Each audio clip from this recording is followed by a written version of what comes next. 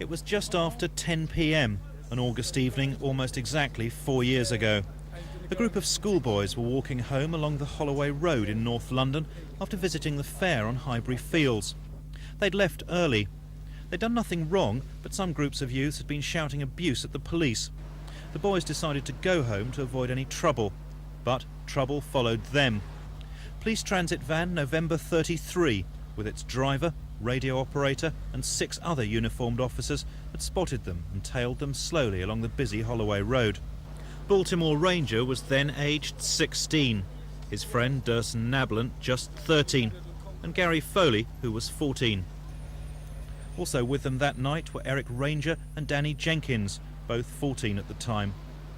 They noticed they were being followed, but they knew they'd done nothing wrong.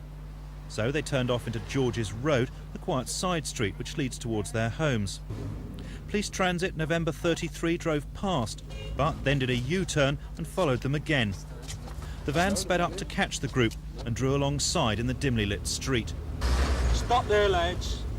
Those were the only words spoken to the boys, so they lined up against the railings, and then the back of the police van opened and a group of officers jumped out and began to attack them. They were punched, kicked and hit with truncheons. The door swung open and I saw officers coming around from either side of the van, and one of them with a helmet on went straight to Baltimore and struck him. I saw Baltimore double up, and after that I got struck in the eye with an officer bite with his knuckles and I covered my face up, and as I covered it up I doubled forward, and through the cracks of my fingers I saw various amount of boots kicking into me, and I also heard cries from the other boys. He swung a couple of punches which I managed to avoid, but his knee came up in my face, and from that I can't remember much. But from my injuries afterwards I knew that he broke my nose. I saw the lads getting beaten up, so 2 of them come over to me and I put my hands around my face. I just went down like I didn't want to get punched on the face, so I got 3 punches on my shoulder.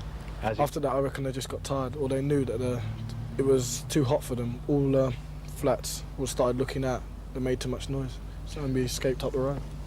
The police van reversed out of the street as the boys ran off nursing their injuries to raise the alarm.